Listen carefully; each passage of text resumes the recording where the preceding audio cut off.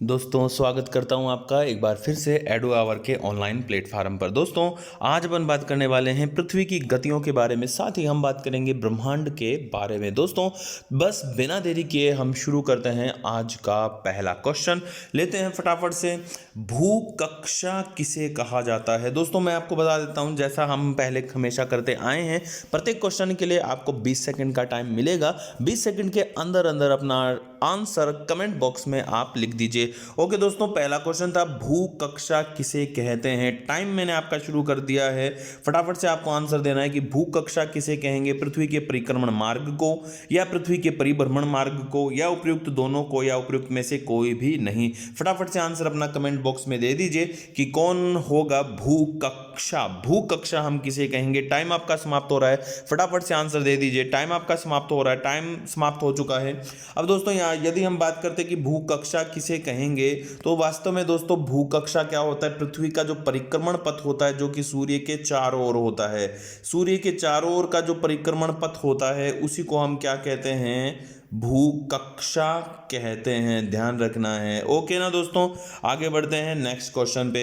ऋतु परिवर्तन के लिए उत्तरदायी है। टाइम मैंने आपका शुरू कर दिया है, फटाफट से आपको आंसर देना है कमेंट बॉक्स में। ऋतु परिवर्तन के लिए कौन उत्तरदायी है? पृथ्वी की परिक्रमण गति, पृथ्वी की परिभ्रमण गति, पृथ्वी की परिक्रमण एवं उसका अक्षीय झुकाव, पृथ्वी की परिभ्रमण गति एवं उसका अक्षीय झुकाव। फटाफट से आंसर दे दीजिए कमेंट बॉक्स में। टाइम आपका समाप्त हो रहा है, जल्दी से आंसर दीजिए कि ऋतु परिवर्तन के लिए कौन उत्तरदायी होगा। ओके दोस्तों, अब यदि हम इसके आंसर की बात करते हैं तो इसमें पहला जो आंसर है वो हमें बिल्कुल सही लग रहा है कि पृथ्वी की परिक्रमण गति। लेकिन लेकिन लेकिन यहां पे तीसरा ऑप्शन देखो आप दोस्तों, ऋतु परिवर्तन के लिए केवल पृथ्वी की परिक्रमण गति ही उत्तरदायी नहीं है। इसमें से एक और वजह है, वो है पृथ्वी का अक्षीय झुकाव, है ना दोस्तों? ध्यान रखना है, पृथ्वी का अक्षीय झुकाव भी है ऋतु परिवर्तन के लिए उत्तरदायी। ध्यान आपको रखना है दोस्तों। मैं आपके लिए बेस्ट से बेस्ट क्वेश्चन लेकर आता हूं, और ये आपकी रीड के एग्जाम में बनने वाले हैं। एक वैक्सीन, मतलब एक वैक्सीन डोज बनने वाली है आपके लिए, जो आपको रीट के एग्जाम में पूरी तरह से सफलता दिलाएंगी। ओके दोस्तों, नेक्स्ट क्वेश्चन पर हम लेकर आते हैं। ज्वार भाटा आने में पृथ्वी की गतियां भूमिका निभाती हैं। टाइम मैंने आपका शुरू कर दिया है। ज्वार भाटा आने में पृथ्वी की जो गतियां हैं वो भूमिका निभाती हैं। आंशिक, पूर्ण, कोई भूमिका नहीं निभाती। पृथ्वी की घूर्णन गति आंशिक रूप से भूमिका निभाती है। आपको ये बताना है कि राइट आंसर क्या होगा, कि पृथ्वी की कौन सी गति है जो ज्वार भाटा आने में महत्वपूर्ण भूमिका निभाती है, या निभाती हैं अथवा नहीं निभाती हैं। तो टाइम आपका समाप्त हो चुका है। अब यदि हम बात करते हैं कि ज्वार भाटा आने में पृथ्वी की कौन सी गति या भूमिका निभाती है या नहीं निभाती है, तो दोस्तों देखो, ज्वार भाटा वास्तव में क्या होता है कि हमारा सूर्य, जैसे मान लो ये हमारी पृथ्वी है, इस पृथ्वी के जिस भाग के सामने चंद्रमा रहता है वहाँ पे प्रत्यक्ष ज्वार आता है। दोस्तों अब ऐसा देखने से लग रहा है कि ये हमारा जो चंद्रमा है, इस चंद्रमा की ज्वारीय बल के कारण स्थान पर ज्वार की उत्पत्ति हुई है। लेकिन जो पृथ्वी की घूर्णन गति है, पृथ्वी की जो घूर्णन गति है, इस पृथ्वी की घूर्णन गति के कारण दोस्तों क्या होता है? ज्वार प्रभावित होता है। ठीक है ना? कैसे? जब पृथ्वी पश्चिम से पूर्व की ओर घूमती है, तो पश्चिम से पूर्व की ओर घूमती हुई पृथ्वी पर जो विस्तृत जल राशि है वो पश्चिम की ओर पीछे छूटती है, और इस वजह से जल जब पीछे की ओर सरकता है तो सरकते हुए जल को अब जो चंद्रमा है वो उठा देता है और ऊपर, तो सामान्यतः ज्वार आने में मदद मिलती है। और साथ ही पृथ्वी की घूर्णन गति के परिणाम स्वरूप होता भी और भी क्या होता है? पृथ्वी की घूर्णन गति के कारण ज्वार के समय में भी क्या होता है दोस्तों? परिवर्तन होता है ना? ये ध्यान रखना है। तो घूर्णन गति के कारण ज्वार के समय में परिवर्तन होता है। एक और खास बात है। क्या खास बात है दोस्तों? पृथ्वी की जो परिक्रमण गति है वो भी ज्वार उत्पत्ति में नहीं तो नहीं, लेकिन ज्वार की जो हाइट है उसमें प्रभाव डालती है। जब पृथ्वी अपने परिक्रमण पथ पर गति करती है, चंद्रमा भी अपने परिक्रमण पथ पर गति करता है, और जब ये दोनों सबसे ज़्यादा नज़दीक की अवस्था में होते हैं, यानी जब भी चंद्रमा और पृथ्वी सर्वाधिक नज़दीक होते हैं तो हम उसको उपभू ज्वार कहते हैं। और ये ज्वार सामान्य ज्वार से 20% ऊंचा होता है। और जब पृथ्वी और चंद्रमा सर्वाधिक दूरी पर होते हैं तो हम उसको अपभू ज्वार कहते हैं, और वो सामान्य ज्वार से 15 से 20% नीचा होता है। तो यदि हम बात करते हैं कि घूर्णन गति भूमिका निभाती है कि नहीं निभाती है, तो हाँ, यहाँ पे ज्वार की उत्पत्ति में ये आंशिक रूप से भूमिका निभाती हैं, ध्यान में रखना है। ठीक है, ओके। नेक्स्ट आते हैं कि ग्रह युति क्या होता है। दोस्तों बहुत ही प्यारा क्वेश्चन है, और हो सकता है आपने ये क्वेश्चन पहले सुना भी ना हो कि ग्रह युति क्या होता है, क्योंकि हमने युति, वियुति और सिजगी तो सुना है, लेकिन ग्रह युति क्या होता है वो आपको बताना है। टाइम मैंने आपका शुरू कर दिया है। ग्रह युति किसे कहते हैं, फटाफट से कमेंट बॉक्स में बता दीजिए कि ग्रह युति क्या होता है। जब सूर्य, चंद्रमा, पृथ्वी की सरल रेखीय स्थिति हो, जब किसी ग्रह और सूर्य की सरल रेखीय स्थिति हो, जब कोई ग्रह किसी दूसरे की ग्रह की कुंडली में प्रवेश करता हो, कुंडली मीन्स कक्षा में प्रवेश करता हो, जब किसी ग्रह, सूर्य और उस ग्रह के उपग्रह की सरल रेखीय स्थिति हो, तो उसको क्या कहेंगे, ग्रह युति। तो दोस्तों यहाँ पे आपका जो राइट आंसर है वो क्या होगा, राइट आंसर होगा हमारा सी, यानी कि जब भी कोई ग्रह, ठीक है, किसी अन्य ग्रह की कुंडली में प्रवेश करता है, उसके परिक्रमण पथ पर आ जाता है, तो ऐसी स्थिति में हम उसको ग्रह युति की संज्ञा देते हैं, ध्यान रखना है। मोस्ट इंपॉर्टेंट क्वेश्चन दोस्तों मैं आपके लिए लेकर आता हूं। इन क्वेश्चंस के लिए एक लाइक तो जरूर बनता है, लाइक जरूर करते जाइए। बाकी आप बहुत इंटेलिजेंट बच्चे हैं, सभी के सभी बहुत ही इंटेलिजेंट हो आप लोग, ठीक है। कुछ विशेष हैं जो हमेशा नज़र में बने रहते हैं, जैसे भगवती राठौड़ हैं। अब राठौड़ हैं कि नहीं है, हाँ भगवती राठौड़ हैं, हाँ सही है, नाम तो पूरा भगवती राठौड़ ही है। अनुष्का राजावत हैं, बबीता किराड़ हैं, और भी बहुत अच्छे बच्चे हैं। नाम मुझे नहीं याद आ रहे हैं, लेकिन बहुत ही अच्छे हैं। बहुत ही पढ़ते हो भाई आप, दिल और जान मेहनत से पढ़ते हो। ओके, तो हमारा जो क्वेश्चन है, क्वेश्चन के लिए टाइम मैं शुरू कर देता हूँ कि निम्नलिखित में से किस स्थान पर दिन की अवधि सर्वाधिक होगी।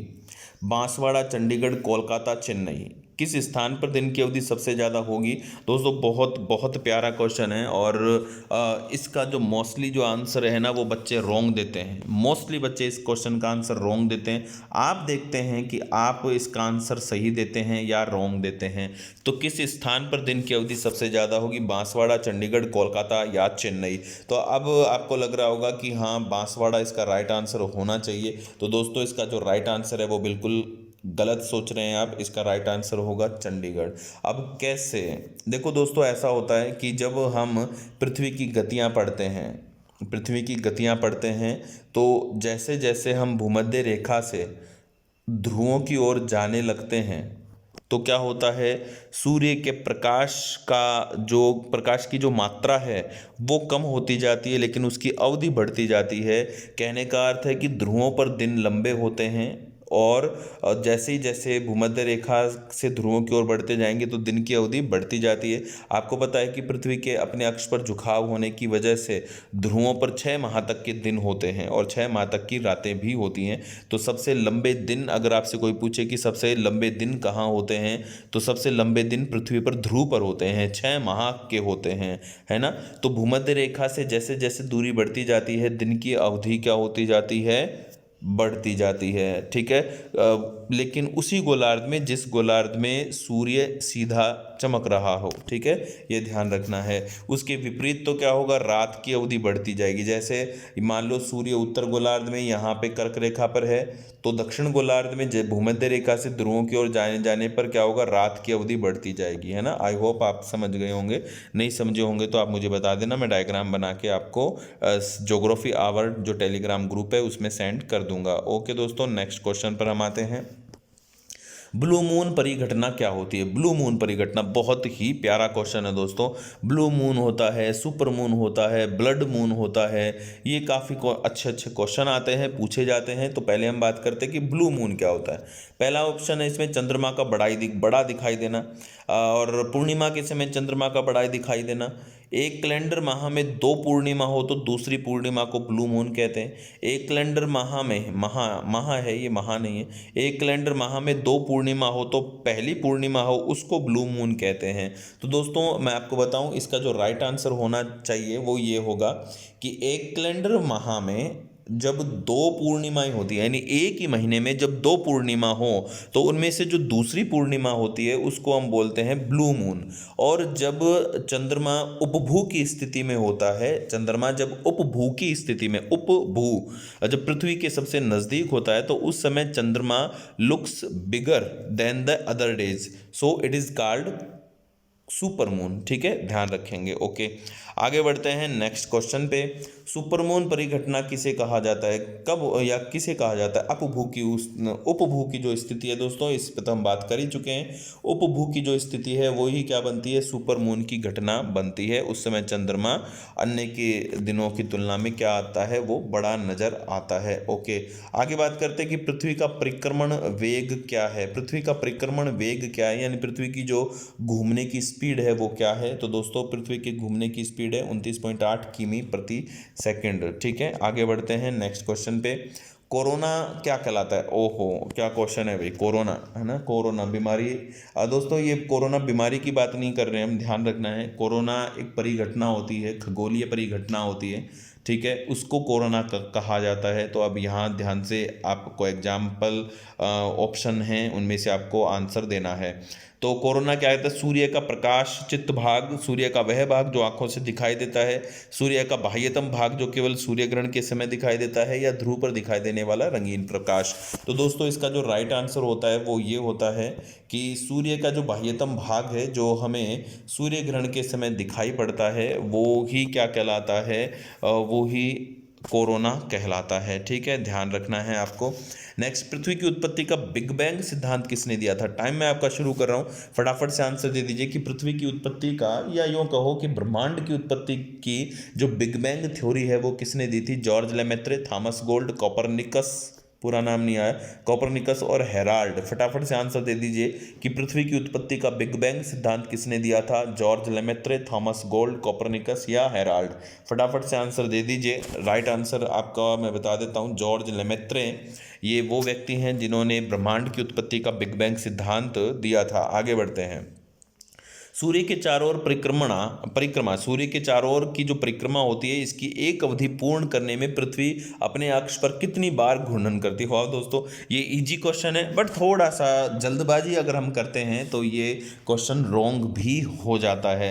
दोस्तों याद रखो कि जो क्वेश्चन रॉन्ग होता है, बहुत से क्वेश्चन ऐसे होते हैं जो ईजी होने की वजह से रॉन्ग होते हैं, या फिर वो रॉन्ग होते हैं जो हमें नहीं आते हैं। ठीक है, तो फटाफट से आंसर देना है, टाइम आपका समाप्त हो चुका है। तो अब यहाँ पे क्वेश्चन ये था, ध्यान से पढ़ेंगे। सूर्य के चारों ओर परिक्रमा की एक अवधि पूर्ण करने में पृथ्वी अपने अक्ष पर कितनी बार घूर्णन करती है? दोस्तों हम बोलते हैं ना कि सूर्य पृथ्वी के चारों ओर कितने दिनों में चक्कर लगाती है? 365 दिन में। तो 365 दिन का मतलब है कि 365 बार वो अपने अक्ष पर घूम चुकी है, तभी तो दिन बनाना। तो इसका जो राइट आंसर होगा वो क्या होगा? 365 हो जाएगा। ठीक है, आगे बढ़ते हैं। वाइट ऑफ द अर्थ किसे कहा जाता है? टाइम आपका शुरू कर रहा हूं मैं। वाइट ऑफ द अर्थ, बहुत ही प्यारा क्वेश्चन है दोस्तों। वाइट ऑफ द अर्थ किसे कहा जाता है? बहुत बहुत प्यारा question. White of the earth किसे कहते हैं? पानी, धातु, अधातु या वृक्ष?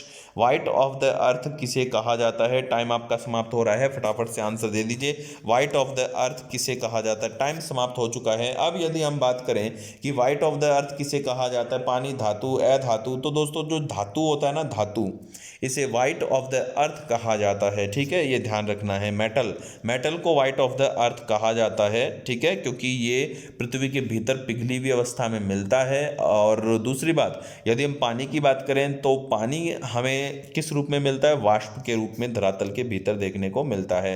ओके, नेक्स्ट क्वेश्चन पे, ग्लोब पर वह वृत्त जो दिन तथा रात को विभाजित करता है कहलाता है। टाइम आपका शुरू कर चुका हूं मैं, फटाफट से आंसर दे दीजिए कि ग्लोब पर वह वृत्त जो दिन और रात को विभाजित करता है क्या कहलाता है। प्रदीप्त वृत्त, दीप्त वृत्त, उत्तरी वृत्त या इनमें से कोई भी नहीं। फटाफट से आंसर अपना कमेंट बॉक्स में डाल दीजिए कि ग्लोब पर वह वृत्त जो दिन और रात को विभाजित करता है क्या कहलाएगा। टाइम आपका समाप्त हो रहा है। ओके दोस्तों, टाइम समाप्त हो चुका है। अब यदि हम आंसर की बात करते हैं तो ये होगा प्रदीप्त वृत्त। इल्यूमिनेशन सर्कल भी इसको बोलते हैं, इल्यूमिनेशन सर्कल। तो ये प्रदीप्त वृत्त कहलाता है। ठीक है दोस्तों, आगे बढ़ते हैं नेक्स्ट क्वेश्चन पे। पृथ्वी की वह गति जो सूर्य के चारों ओर कक्ष में होती है उस गति को क्या कहते हैं। इजी क्वेश्चन है दोस्तों, फटाफट से आंसर दे दीजिए इसका कमेंट बॉक्स में। इसका राइट आंसर क्या होगा कि सूर्य, पृथ्वी की वह गति बतानी है जो सूर्य के चारों ओर होती है, इसको क्या बोलते हैं, घूर्णन गति या परिभ्रमण गति या दोलन गति या इनमें से कोई भी नहीं। फटाफट से आंसर दे दीजिए। इसका राइट आंसर क्या होगा कि वह गति जो सूर्य के चारों ओर कक्ष में होती है। फटाफट से, टाइम आपका समाप्त हो चुका है। अब दोस्तों इसके आंसर की बात करें तो इन वास्तव में वो जो गति होती है वो कौन सी होती है, परिक्रमण होती है ना, है ना, परिक्रमण ये आता है, क्रय आता है। तो परिक्रमण तो गति इनमें से कहीं भी नहीं है, तो राइट आंसर होगा इनमें से कोई भी नहीं। घूर्णन गति, परिभ्रमण गति, दोलन गति, तो हम किसको कहते हैं, इस घूर्णन गति को ही कहते हैं। ओके, आगे बढ़ते हैं। कर्क रेखा पर सूर्य की किरणें कैसे पड़ती हैं। कर्क रेखा पर सूर्य की किरणें कैसे पड़ती हैं, सीधी, तिरछी, दोनों, इनमें से कोई भी नहीं है। टाइम आपका शुरू कर चुका हूं, बताओ कर्क रेखा पर सूर्य की किरणें कैसे पड़ती है, सीधी पड़ती हैं, तिरछी पड़ती हैं या दोनों ही पड़ती हैं या इनमें से कोई भी नहीं। फटाफट से आंसर कमेंट बॉक्स में लिख दीजिए कि सूर्य की जो रेखाएं हैं वो कर्क रेखा पर पड़ती हैं कैसी, सीधी, तिरछी, दोनों या दोनों में से कोई भी नहीं। दोस्तों बहुत ही शानदार क्वेश्चन है आपके लिए ये।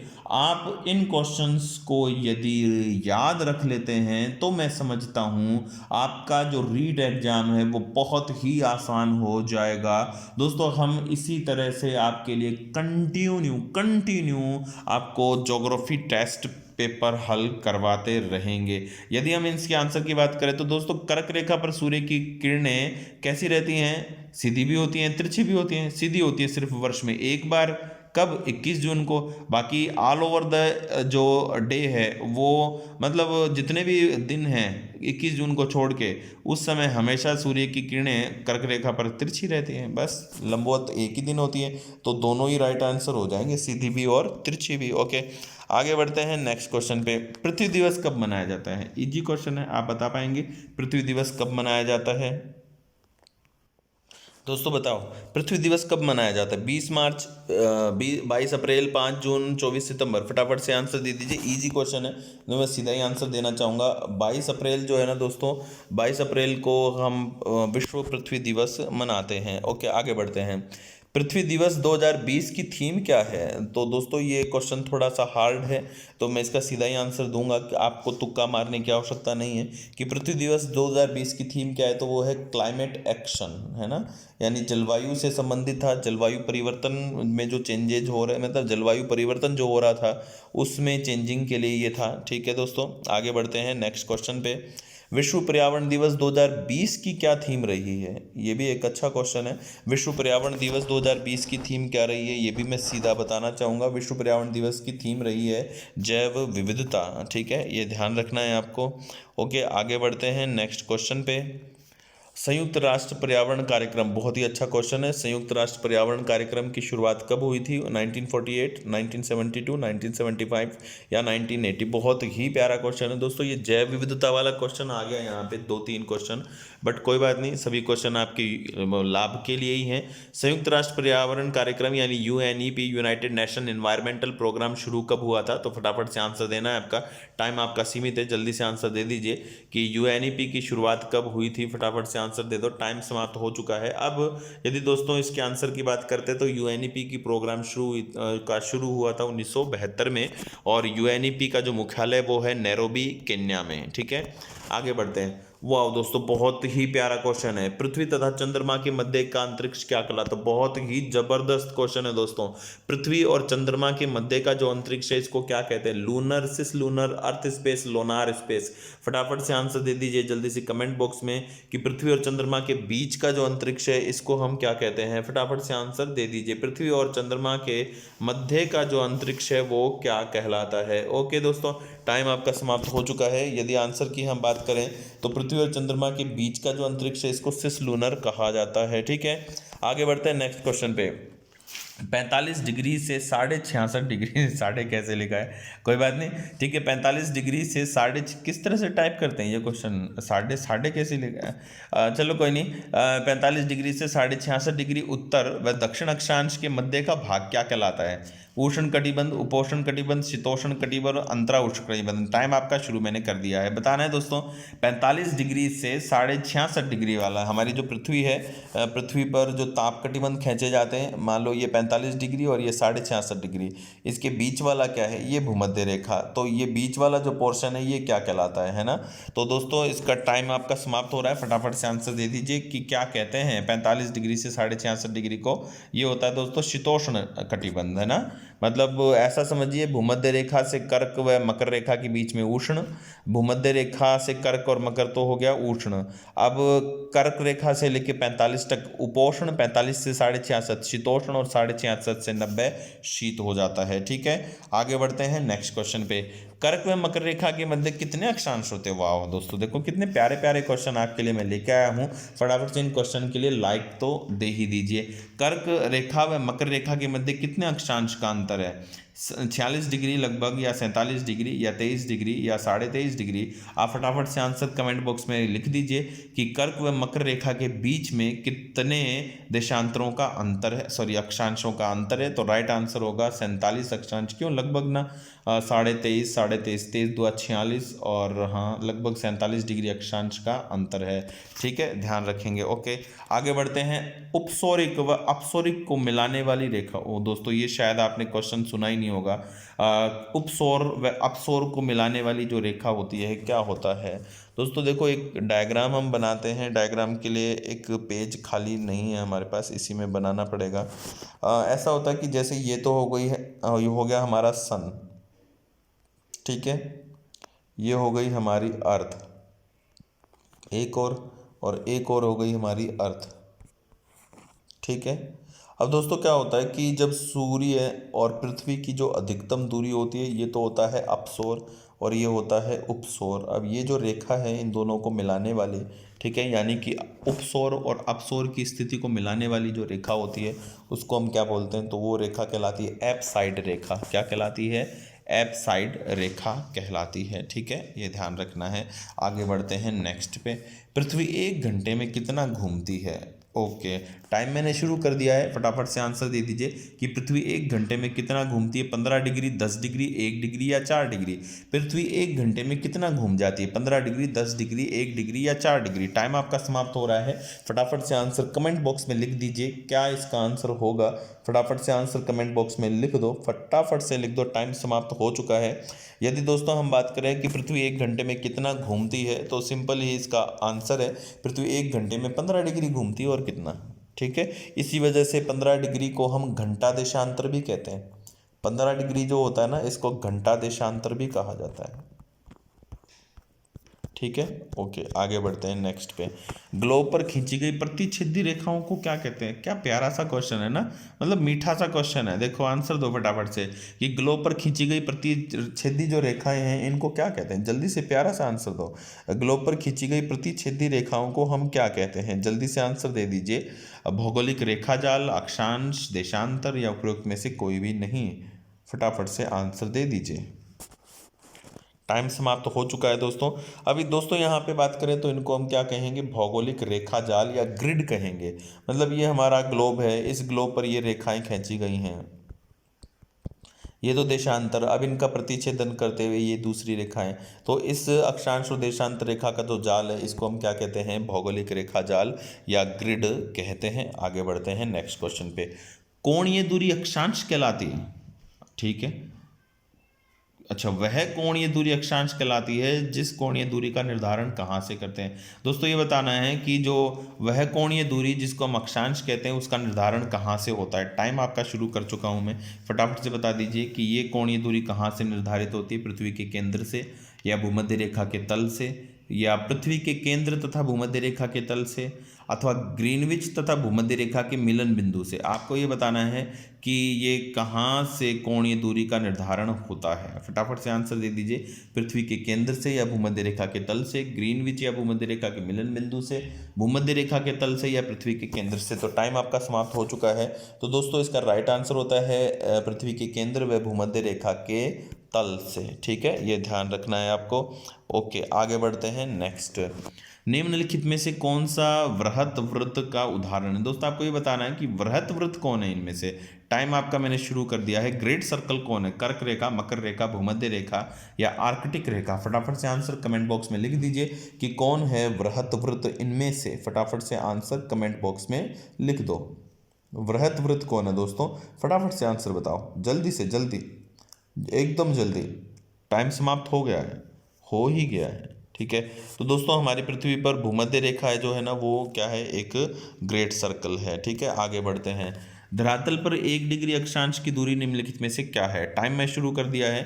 फटाफट से आंसर दो कि धरातल पर 1 डिग्री की जो दूरी होती है, 1 डिग्री अक्षांश की जो दूरी होती है वो क्या है। फटाफट से आंसर दे दीजिए। 1 डिग्री अक्षांश की दूरी आपको बतानी है दोस्तों। फटाफट से आंसर दे दो। टाइम समाप्त हो चुका है। अब यहाँ बात करें कि 1 डिग्री अक्षांश की दूरी निम्नलिखित में से क्या होती है, तो 1 डिग्री अक्षांश की दूरी होती है 111 किलोमीटर। ठीक है, आगे बढ़ते हैं नेक्स्ट क्वेश्चन पे। भूमध्य रेखा के अतिरिक्त कौन सी अक्षांश रेखा पृथ्वी को 2 बराबर भागों में बांटती है। वाओ, क्या क्वेश्चन है। ऑप्शन आपके पास ये हैं। 23.5 degree north, 23.5 degree south, 66.5 degree north and 66.5 degree south. कोई भी अक्षांश नहीं। ऐसी कोई अक्षांश रेखा है क्या दोस्तों जो भूमध्य रेखा के अतिरिक्त ऐसी कोई अक्षांश रेखा जो पृथ्वी को 2 बराबर भागों में बांटती हो। ऐसी तो कोई भी नहीं है। तो हमारा जो आंसर होगा वो डी हो जाएगा कि कोई भी अक्षांश नहीं। आगे बढ़ते हैं। बहुत ही प्यारा सा क्वेश्चन है ये भी दोस्तों। पृथ्वी के क्षितिज के समांतर घेराव करने वाली रेखा क्या कहलाती है। टाइम आपका शुरू कर दिया है मैंने। पृथ्वी का जो क्षितिज जिसको हम कहते हैं, उस पृथ्वी के क्षितिज के समांतर जो घेराव करने वाली रेखा है उसको क्या कहा जाता है। अक्षांश, देशांतर, समताप या समदाब। फटाफट से आंसर कमेंट बॉक्स में डाल दीजिए। जल्दी से आंसर कमेंट बॉक्स में रख दीजिए कि पृथ्वी के क्षितिज के समांतर घेराव करने वाली रेखा को क्या कहा जाएगा। टाइम आपका समाप्त हो चुका है। यदि हम यहाँ बात करते हैं समांतर घेराव करने वाली रेखा को, तो दोस्तों ये जो रेखाएं होती हैं ये क्या कहलाती हैं, अक्षांश रेखाएं कहलाती हैं। ठीक है ना, ये ध्यान रखना है। पृथ्वी के क्षितिज के समांतर घेराव करने वाली रेखाएं क्या कहलाती हैं, अक्षांश रेखा कहलाती हैं। ओके, आगे बढ़ते हैं। विषुव की स्थिति में सूर्य लंबवत होता है। बहुत ही प्यारा क्वेश्चन है ये भी। टाइम में शुरू कर रहा हूं, फटाफट से आंसर दे दीजिए कि विषुव की स्थिति में सूर्य कहाँ लंबवत होता है, भूमध्य रेखा पर या कर्क रेखा पर या मकर रेखा पर या आर्कटिक वृत्त पर। फटाफट से आंसर कमेंट बॉक्स में लिख दीजिए। जल्दी से आंसर कमेंट बॉक्स में लिख दीजिए। विषुव की स्थिति में सूर्य कहाँ लंबवत होता है। ओके दोस्तों, फटाफट से टाइम समाप्त हो चुका है आपका। अब यहाँ यदि हम बात करते हैं कि कौन सा राइट आंसर होगा इसका, तो विषुव की स्थिति में हमारा जो सूर्य लंबवत होता है वो कहाँ होता है दोस्तों, भूमध्य रेखा पर होता है। ओके, आगे बढ़ते हैं। दो देशांतर रेखाओं के मध्य की दूरी सबसे ज़्यादा कहाँ होती है। ओके, आप टाइम शुरू कर रहा हूँ मैं, फटाफट से आंसर दे दो कि 2 देशांतर जो रेखाएं होती हैं, जो खींची जो होती है दोनों ध्रुवों को मिलाते हुए, उनकी बीच की जो दूरी होती है जिसको हम गोर कहते हैं, वो सबसे ज़्यादा कहाँ होती है, ध्रुवों पर या 45 डिग्री अक्षांश पर या 0 डिग्री अक्षांश पर या सभी जगह समान होती है। टाइम आपका सीमित है। टाइम समाप्त हो गया। टाइम बहुत जल्दी निकल जाता है। टाइम निकलेगा दोस्तों, है ना, टाइम निकलेगा। संस्कृत की जो वो सूक्ति थी मैंने उस समय सुनाई थी, वो मैंने देखी, तो वो ऐसा था कि भोगा न भुक्ता वय में भुक्ता, कालो न याता वय में याता, तृष्णा न जीर्णा वय में जीर्णा। ठीक है, इस तरह से ये था। कहने का अर्थ है कि समय कभी नहीं मरता है, हम मर जाते हैं। ठीक है, तृष्णा कभी नहीं मरती है, हम ही मर जाते हैं। है ना। इस तरह से ये कहावत है, सूक्ति है इंग्लिश की, बहुत सॉरी संस्कृत की, यार कहाँ दिमाग है मेरा। ओके चलो आगे बढ़ते हैं, ख्यालों में चला गया। आगे बढ़ते हैं चलो। कर्क संक्रांति किस समय सूर्य मकर रेखा पर कितने डिग्री का कोण बनाता है? बहुत ही प्यारा क्वेश्चन है। कर्क संक्रांति के समय सूर्य मकर रेखा पर कितने डिग्री का कोण बनाता है? दोस्तों ये मान लो हमारी पृथ्वी है, ठीक है, ये तिरछी है और जब सूर्य कर्क रेखा पर यहाँ सीधा चमकता है लंबवत, तो क्वेश्चन ये है कि जब वो कर्क रेखा पर 90 डिग्री का कोण बनाएगा तो मकर रेखा पर कितने डिग्री का कोण बनाएगा? ओके, तो टाइम आपका समाप्त हो चुका है, तो इसका जो राइट आंसर है वो है 43 डिग्री, ठीक है, ये ध्यान रखना है। ओके, नेक्स्ट क्वेश्चन पर चलते हैं। प्राचीन काल में पृथ्वी पर 3 ताप कटिबंध निर्धारित किए गए, वो कौन से हैं? इजी क्वेश्चन है, हमारे आरबीएससी की बुक से भी संबंधित है। बताएं कि प्राचीन काल में जो 3 ताप कटिबंध पृथ्वी पर थे वो कौन थे? उष्ण, उपोष्ण, शीतोष्ण, उष्ण, शीतोष्ण, उपोष्ण, उष्ण, अंतराउष्ण और शीतोष्ण। फटाफट से आंसर कमेंट बॉक्स में लिख दीजिए। टाइम आपका सीमित है, समाप्त हो रहा है, फटाफट से आंसर कमेंट बॉक्स में डाल दीजिए। टाइम समाप्त हो गया है। अब दोस्तों यदि हम बात करें आंसर की, तो ये 3 हैं उष्ण, जो कि सामान्यतः कहाँ से? भूमध्य रेखा से कर्क और मकर के बीच में। शीतोष्ण कर्क और मकर रेखा से लेके 66.5 तक, और 66.5 से 90 तक कौन हो जाते हैं? शीत। ओके, आगे बढ़ते हैं। उत्तर गोलार्ध में कौन सी समांतर रेखा यूएसए तथा कनाडा के मध्य से गुजरती है? टाइम आपका मैंने शुरू कर दिया है, आपको आंसर देना है। उत्तर गोलार्ध में कौन सी समांतर रेखा यूएसए तथा कनाडा के मध्य से गुजरती है? आंसर फटाफट से दे दो। 38 डिग्री, 141 डिग्री, 39 डिग्री, 49 डिग्री। कौन सी वो समांतर रेखा यानी कौन सी वो अक्षांश रेखा है? समांतर रेखा हम अक्षांश रेखा को ही कहते हैं। तो दोस्तों यूएसए और कनाडा के बीच में जो सीमा बनाने वाली अक्षांश रेखा है वो है 29 डिग्री उत्तर अक्षांश रेखा, ठीक है। आगे बढ़ते हैं। कॉरियोलिस बल का मान सर्वाधिक कहाँ होता है? अब फटाफट से आंसर कमेंट बॉक्स में देना है, टाइम मैं आपका शुरू कर चुका हूँ। कॉरियोलिस बल का मान सबसे ज़्यादा कहाँ होता है? भूमध्य रेखा पर, ध्रुव पर, 45 डिग्री अक्षांश के सहारे, या सभी जगह समान रूप से विस्तृत होता है? फटाफट से आंसर दे दो आप, टाइम आपका सीमित है, फटाफट से आंसर दे दीजिए। टाइम समाप्त हो चुका है। अब यदि हम बात करते हैं कि कॉरियोलिस बल का मान सबसे ज़्यादा कहाँ होता है, तो दोस्तों कॉरियोलिस बल का मान सबसे ज़्यादा होता है ध्रुवों पर, ठीक है, और सबसे कम कहाँ होता है? भूमध्य रेखा पर। भूमध्य रेखा पर एक्चुअली ये 0 ही होता है, ठीक है। आगे बढ़ते हैं नेक्स्ट क्वेश्चन पे। पृथ्वी की धुरी कहाँ है? धुरी ये बताना है आपको, ये टाइम में आप शुरू कर चुका हूँ। ये बता दीजिए कि पृथ्वी की धुरी कहाँ है? फटाफट से आंसर कमेंट बॉक्स में लिख दीजिए कि पृथ्वी की जो धुरी है वो धुरी कहाँ है? फटाफट से आंसर कमेंट बॉक्स में लिखिए। भूमध्य रेखा पर, या ग्रीनविच पर, या 180 डिग्री देशांतर रेखा पर, 180 डिग्री देशांतर रेखा पर, या ध्रुव पर। फटाफट से आंसर कमेंट बॉक्स में लिखिए कि पृथ्वी की धुरी कहाँ है? भूमध्य रेखा पर, या ग्रीनविच पर, या 180 डिग्री देशांतर रेखा पर, या ध्रुव पर। टाइम आपका समाप्त हो चुका है। दोस्तों पृथ्वी की धुरी ध्रुव पर ही होती है। धुरी हम किसको बोलते हैं? एक्सिस को बोलते हैं, यानी अक्ष को बोलते हैं, और अक्ष ही तो ध्रुव है। ओके, आगे बढ़ते हैं नेक्स्ट क्वेश्चन पे। भूमध्य रेखा के दोनों ओर किसी स्थान की कोणीय दूरी अक्षांश कहलाती है। ये दूरी निर्धारित कहाँ से होती है? भूमध्य रेखा के दोनों ओर किसी स्थान की कोणीय दूरी अक्षांश होती है, ये तो आप जानते हैं। और दूसरी, ये दूरी निर्धारित कहाँ से होती है? टाइम मैं आपका शुरू कर चुका हूँ, फटाफट से आंसर दे दीजिए कि इसका राइट आंसर क्या होगा? पृथ्वी के केंद्र से, या भूमध्य रेखा से, या 45 डिग्री से, या ग्रीनविच के तल से। फटाफट से आंसर दे दीजिए कमेंट बॉक्स में कि ये जो दूरी है वो कहाँ से निर्धारित होगी। फटाफट से आंसर कमेंट बॉक्स में लिख दीजिए। टाइम आपका समाप्त हो रहा है। ओके, तो दोस्तों ये जो दूरी है, यानी ये जो कोणीय दूरी है, निर्धारित कहाँ से होती है? पृथ्वी के केंद्र से होती है, ठीक है, ये ध्यान रखना है हमें। अब एक डायग्राम बना के मैं आपको ये एक्सप्लेन कर देता हूँ कैसे, हाउ। देखो दोस्तों, ये मान लीजिए हमारी पृथ्वी हो गई, ठीक है, राइट। अब हमें इस स्थान का अक्षांश ज्ञात करना है, ठीक है। तो हमें क्या करना होता है? सबसे पहले भूमध्य रेखा के तल पर आना है। कहाँ आना है? भूमध्य रेखा के तल पर आना है, ठीक है। अब भूमध्य रेखा के तल पर तो आ गए। अब कुछ टीचर ये बता रहे हैं कि ये क्वेश्चन मैंने जानबूझ के लिया है क्योंकि मेरे एक्सप्लेनेशन करने के बाद भी जो टीचर हैं उनका आंसर वो बता रहे हैं कि ये जो कोणीय दूरी है वो भूमध्य रेखा से ली जाती है। बट उन टीचर से ज़रा आप ये पूछिए कि सर इसका डायग्राम बना के एक्सप्लेन कर दीजिए कि ये कोणीय दूरी हम भूमध्य रेखा से कैसे लेंगे। ठीक है दोस्तों, पहले तो मैं बता देता हूँ कि कैसे। यहाँ पर हमने लिया ये स्थान है ए, इसकी कोणीय दूरी मान लीजिए भूमध्य रेखा से ही हम लें, तो भूमध्य रेखा में कहाँ से लोगे, यहाँ से लोगे, यहाँ से लोगे, कहाँ से कोणीय दूरी कहाँ से लोगे, ये कोणीय दूरी आप कहाँ से लोगे। अच्छा, कुछ कहते हैं कि कोणीय दूरी यहाँ से हम लेंगे, ये वाली, बट ये निर्धारित भी हो ना कि ये यहाँ है।